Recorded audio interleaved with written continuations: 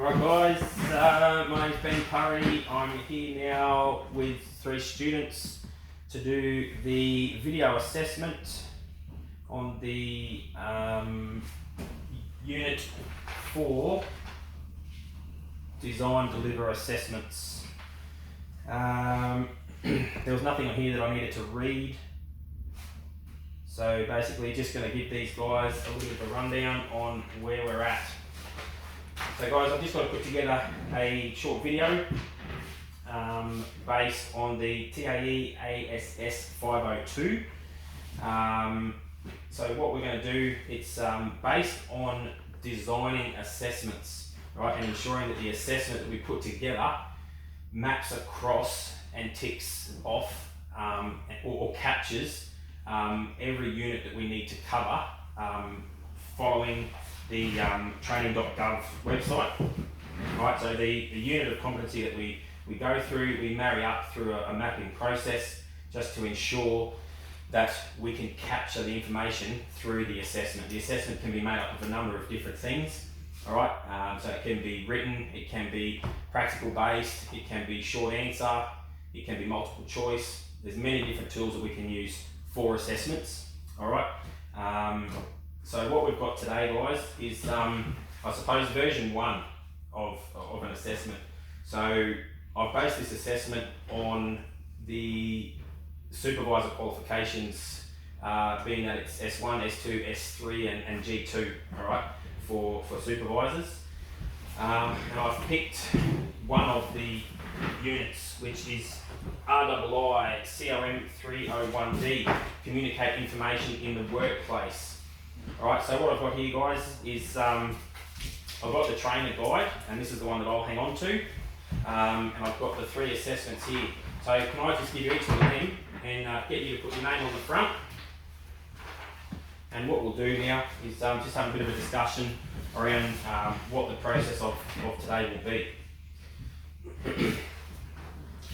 So first of all, with any assessment that we have, we've got to make sure that the students are well aware of a few things. So we have to give them the option for an RPL process, so somewhere where we can capture recognition of prior learning, all right, and also on site too, recognition of current competencies that they may have actually gained from other sites, all right. So through the RPL process, guys,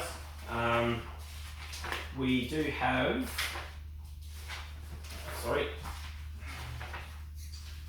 so the RPL, the recognition of prior learning, just a quick breakdown on what that actually means and how it relates to us. It means an assessment process that assesses the competency of an individual that may have been acquired through formal, non-formal or informal learning to determine the extent to which the individual meets the requirements specified in the training package or the VET accredited course. So basically what we need to do is we need to gather the information. So it could be from a number of things, other certificates that they may currently hold, whether they've got licenses from another state or something along those lines. We can also go down the path of, I suppose, more of a challenge test and physically assess them, conducting that skill set and marry that across like a VAC, a verification of competency process that we would hold on site. All right, so formal learning refers to learning that takes place through structured programs, like what we would be doing today, of instructions, and is linked to the attainment of an AQF qualifications. All right, so that's your statement of attainment. For example, a certificate, diploma, or a university degree. All right, non-formal learning refers to learning that takes place through a structured program of instructions but does not lead to the attainment of an AQF qualification or a statement of attainment.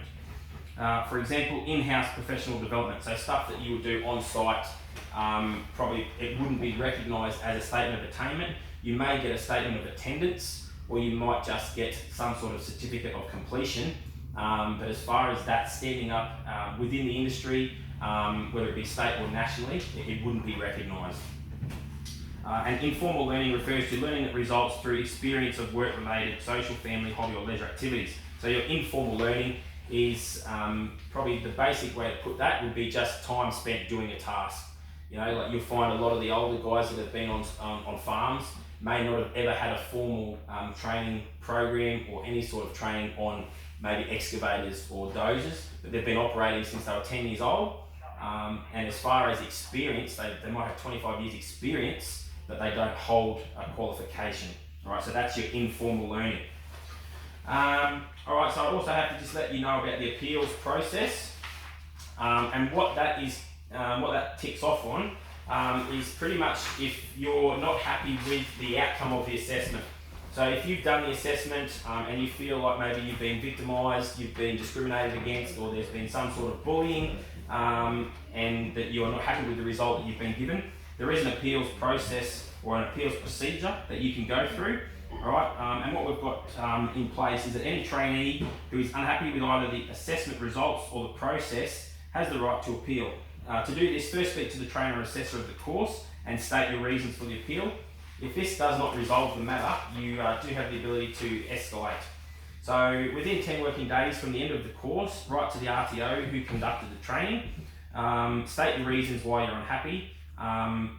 The appeal to the RTO, it must include the following. So all relevant documentation or information related to the appeal, a summary of the reasons for the appeal, detail of what you believe should happen and what you expect as a result of your appeal, and any other evidence that you think is relevant to your appeal case.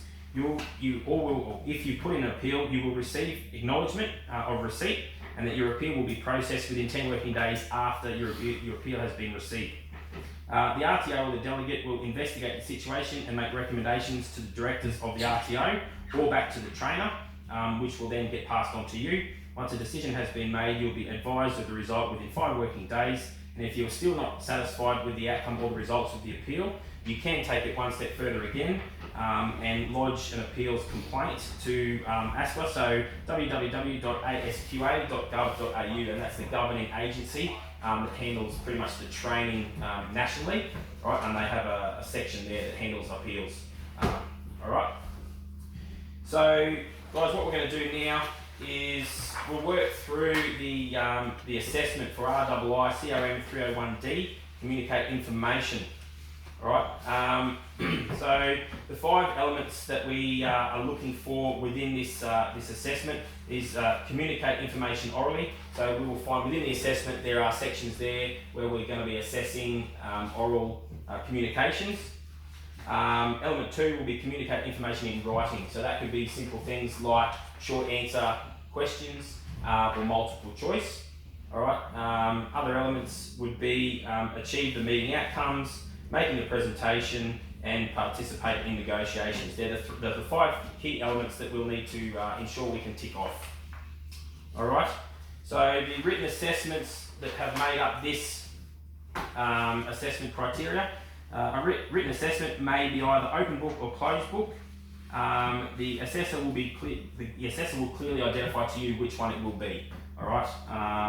Candidates with literacy or numeracy challenges should identify themselves, which they would on a course enrolment or a student enrolment form. And if there are any LLN issues that have been identified, the trainer and assessor will implement some strategies to overcome those issues.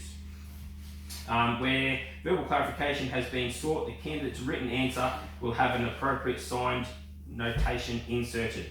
So where we've identified someone that can't physically on paper write down what they want, but they can verbalise it and they can tell us what the answer is, as the trainer, we have to be flexible enough to ensure that we can capture they've given us the right answer, and we'll identify that with some notes that we'll make and a signature that we'll put down beside that.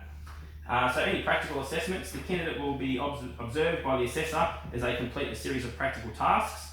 The assessor cannot assist the candidate in the completion of the tasks. The assessor can assist in explaining what is required, but can't physically help them do the task. The candidate may use such assistance as would be normal in the completion of the task, e.g. use of help, screens, software manuals, access to software or hardware, support personnel. The assessor will verbally inform the candidate of the outcome of the practical assessment on completion of the task, and you have the right to ask any questions related or understanding of the task. Alright, so we've pretty much covered the RPL process and the appeals and the assessment. So we will deliver the one assessment now which you guys hold in front of you. So what I want you guys to do as a group, we'll work through the assessment and it's for, like I said, the RIICOM 301D, Communicate Information in the Workplace. So on the first page, can I get you guys to just sign that you have read and understood all the conditions that we've outlined, be it that the RPL process, the appeals, and how the assessments will be conducted. Alright, so moving through now to the knowledge questions, module 1, communicate information orally and in writing. So we have a number of questions now to work through. So can I get you guys to just work through that process? If you've identified any issues, can you just make a note next to the question, so that I can look at that at a later stage and make corrections too. So look for things like spelling mistakes, grammar, punctuation, if it's not flowing, if it's not making sense, looking for all that kind of stuff. Then I can make adjustments too, which will then be labelled as version 2 of this assessment.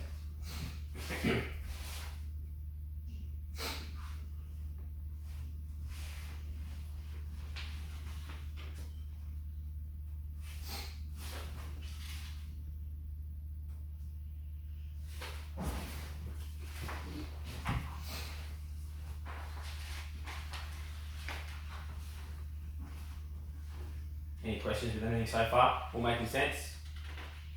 Excellent.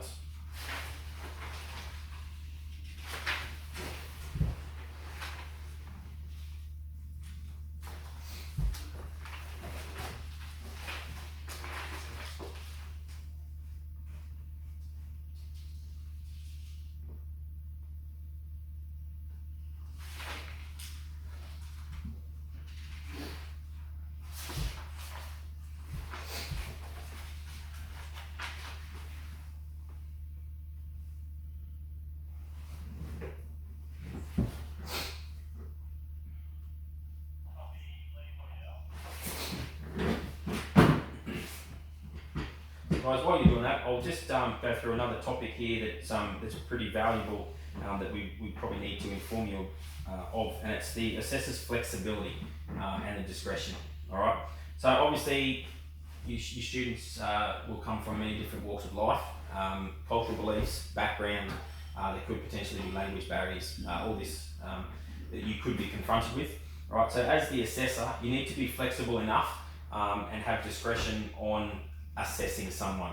All right, not everyone is going to have really neat handwriting. Not everyone is going to be able to get down what they're thinking in their head onto paper. So that's where the flexibility would come in. So if we were talking before that if we identify that someone can't physically put down in writing what they want to get down on the paper to answer the question, but they can talk to you and answer it verbally. All right, so that's where the assessor's flexibility and discretion comes in.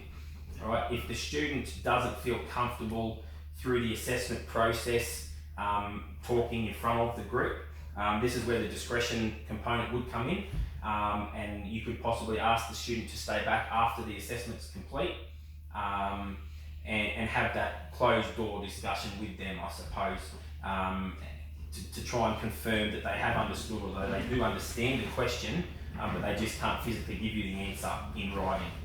Right. If they are happy to have that discussion in front of the class, by all means, but make sure you get their approval. All right. But yeah, definitely having the flexibility to overcome different issues that you might be confronted with, and have the discretion for each and every person based on cultural backgrounds and cultural beliefs.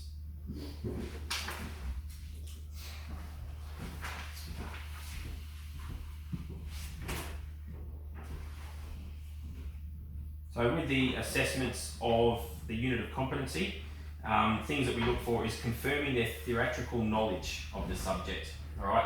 So based on what they've learned through the PowerPoint presentation and previous experience, that's what they're going to draw on. They're going to draw on previous knowledge and it's theory based.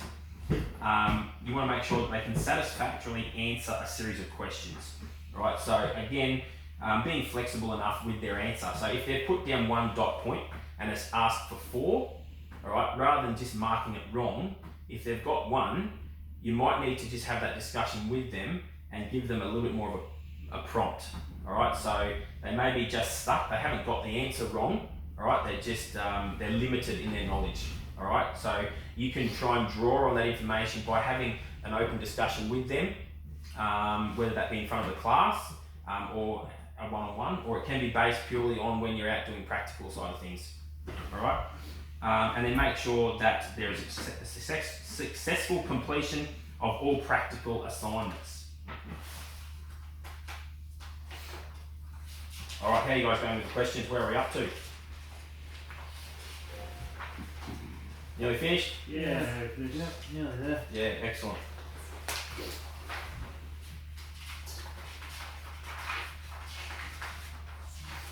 All right, so with the practical components of this assessment, what we'll do, guys, is once we've done all the theory-based that we can do in the classroom here, we'll head out to the plant and we'll do some mine site-based practical. All right, and when we're talking with this unit in particular, the communications. All right, so we've got multiple ways that we can communicate on site, and communicating information across site is vital. All right, so we will do some practical assessments on positive communication techniques and utilising different handheld radios and discussing things that could arise whilst using the handhelds and the wall-mounted two-way radios.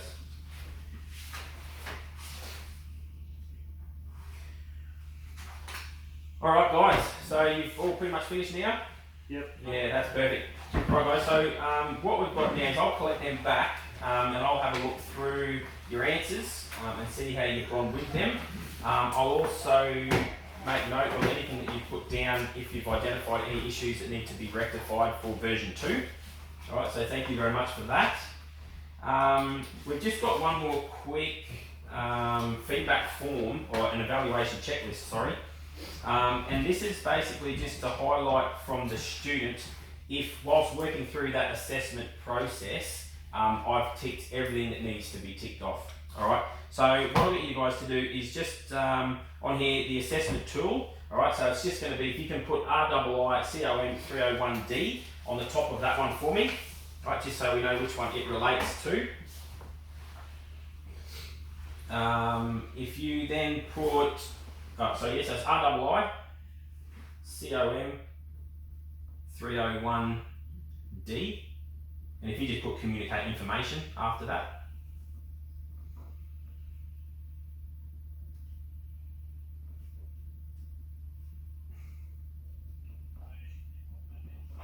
Excellent, guys. Today's date, 9th of 5th. And this evaluation checklist is based on version 1, so the one that we've just worked through. All right, so version 1. And then if on this evaluation checklist you guys have identified that there was anything that needs to be changed, all right, we'll capture that on the form when I've made those changes and implemented the new assessment criteria. I will then make everything version 2. All right, so if we can just work through that one, guys, be much appreciated. So I've got the feedback to use for version 2 if I need to create version 2. That would be great. All right, guys, thank you. I will call a stop to the recording.